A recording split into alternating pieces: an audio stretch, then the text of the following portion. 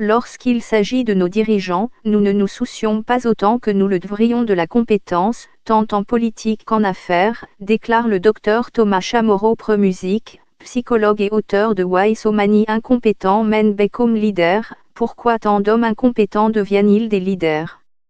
Et dans son livre, il soutient que c'est peut-être l'une des raisons pour lesquelles il est difficile pour les femmes d'accéder à des postes de direction.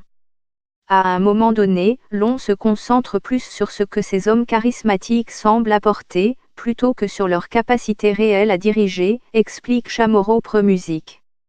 Serena Williams contre l'inégalité salariale. Lorsque nous choisissons un dirigeant politique ou économique, nous sommes confrontés à une responsabilité considérable, mais de manière incompréhensible, nous sélectionnons ces personnes sans tester ou vérifier si nos choix sont bons pour nous, pour notre organisation ou même pour le pays dont on leur a confié la responsabilité, dit Chamorro Premuzic.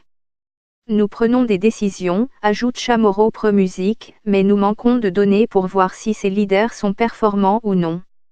En conséquence, nous nous fixons beaucoup plus sur leur style et ce qu'ils semblent apporter, plutôt que sur leur capacité réelle à diriger. Comment les tâches domestiques ont transformé un homme violent? Tout d'abord, nous nous concentrons trop sur la confiance et trop peu sur les compétences, dit le docteur Thomas Chamorro Premuzic. Nous prenons souvent notre décision sur la base d'une interaction à court terme, telle qu'un entretien d'embauche ou un débat télévisé en politique. Deuxièmement, ajoute-t-il, nous nous concentrons beaucoup sur le charisme, et pas assez sur l'humilité. D'après Thomas Chamorro Premuzic, les dirigeants disent être favorables à l'humilité, mais en fin de compte, ils préfèrent les leaders qui sont drôles et charmants, amusants et charismatiques. Comment alors s'assurer que les leaders choisis sont de bons individus qui vont donner de bons résultats? Troisièmement, et c'est peut-être le plus inquiétant, Thomas Chamorro Premuzic dit que les êtres humains adorent les leaders aux tendances narcissiques. Quand quelqu'un semble très égocentrique et intéressé à faire avancer son propre agenda personnel ou est vaniteux et se fait un peu d'illusion au lieu de l'exclure, on se dit « Wow, ce type doit être un bon leader ». Selon les données recueillies par diverses études de personnalité, au fil des décennies et dans le monde entier, les trois descriptions mentionnées ci-dessus sont plus courantes chez les hommes que chez les femmes. Et cela explique la prévalence des mauvais leaders et des leaders masculins, explique le docteur Thomas Chamorro Premuzic.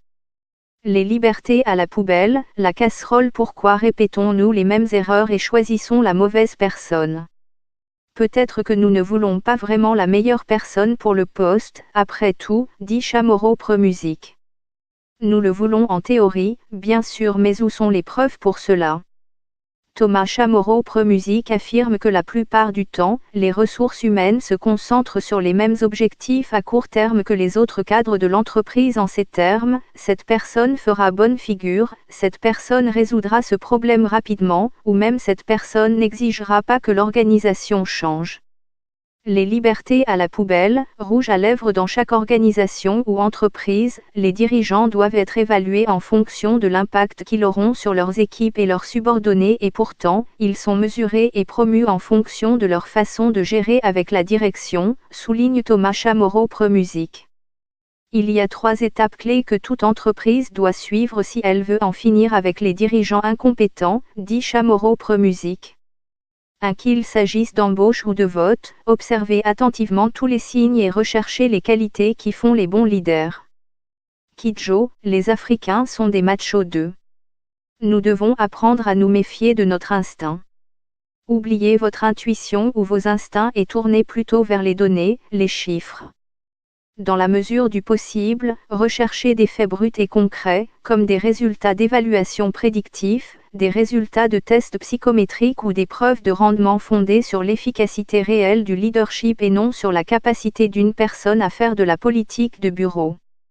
Les organisations ont des tonnes de données, dit Thomas, mais la plupart du temps, elles ne les utilisent pas et choisissent des candidats qu'elles préfèrent. 3. Abordez la diversité des genres, et vous aurez résolu un gros problème. Mais Thomas critique la discrimination positive en soi, la plupart de ces interventions échouent parce qu'elles se concentrent sur le genre, et non sur le talent. Si vous voulez trouver une solution, proposez une approche qui n'abaisse pas la barre pour les femmes qui sont déjà compétentes, afin qu'elles puissent devenir des leaders. Au lieu de cela, placez la barre plus haut pour les hommes qui sont incompétents, dit Thomas Chamorro Premusic. La solution, ce n'est pas les femmes. La solution, c'est de prendre au sérieux l'évaluation des talents et du potentiel, recommande Chamorro Premusic. Si une organisation a pour cible le talent et le potentiel, elle ne se retrouvera pas seulement avec plus de femmes à des postes de direction, mais plus de femmes que d'hommes à des postes de direction.